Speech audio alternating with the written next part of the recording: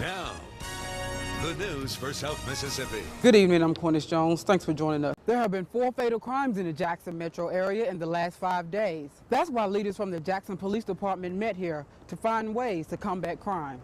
The BP oil spill tainted the public's view about the safety of the Gulf seafood, but people on this tour say it helped clear up a lot of those misconceptions.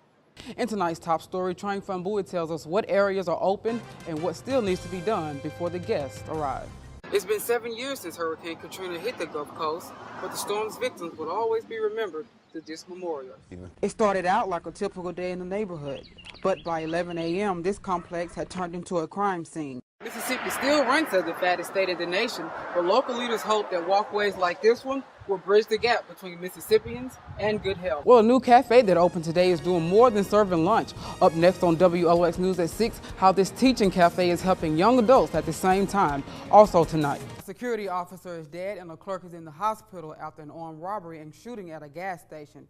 This is the first new casino built since Hurricane Katrina. It's also helped the local economy, putting more than 1,000 people on the payroll. Flowers, balloons, and donations are a few ways that people in the community are showing their condolences for Tyrone McKinney. He is the security guard who was shot to death at this Shell gas station. Kathy Hardy lives just down the street from the gas station where he was gunned down. She says her heart led her to give. What did they talk? He was a nice man. I didn't know him. I didn't know him at all, but the donation that I gave, I hope it helped the family. As police continue to search for his killer, Hardy believes justice will prevail. Be strong. God got this. He's going to take care of this. He's going to find them for you and give you peace and bring justice to you all the way it should be. Police say there's outrage in the community over the crime because it was senseless. In this particular situation, you had a poor guy who was out working all night trying to make a living, wasn't bothering anybody, he and the store owner.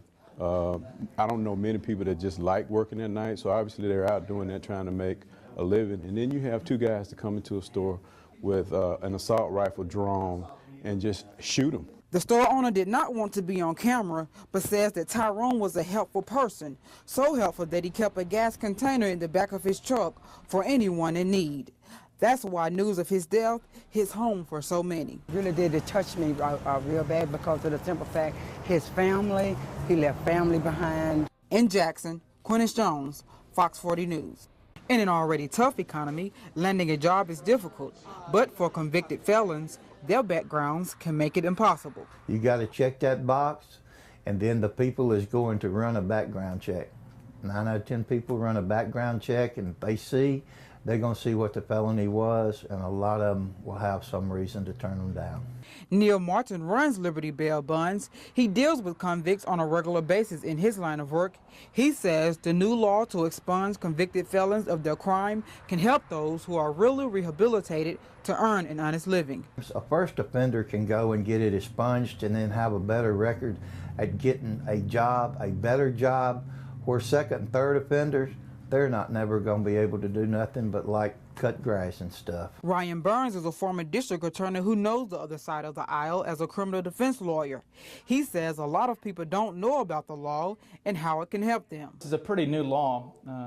It hasn't been publicized enough, and it's a shame it hasn't because it can affect so many thousands of Mississippi residents. The law was enacted in July of last year, but it only applies to nonviolent offenders. Basically, the only time stipulation that is in this law is that you have to wait 5 years before you can qualify. Now, 5 years means it has to have been 5 years since all the terms and conditions of your conviction have ended. Now, this law does not mean that one-time offenders are guaranteed a job, but it does provide them with a second chance and the possibility of finding one. In Ridgeland, Quentis Jones, Fox 40 News.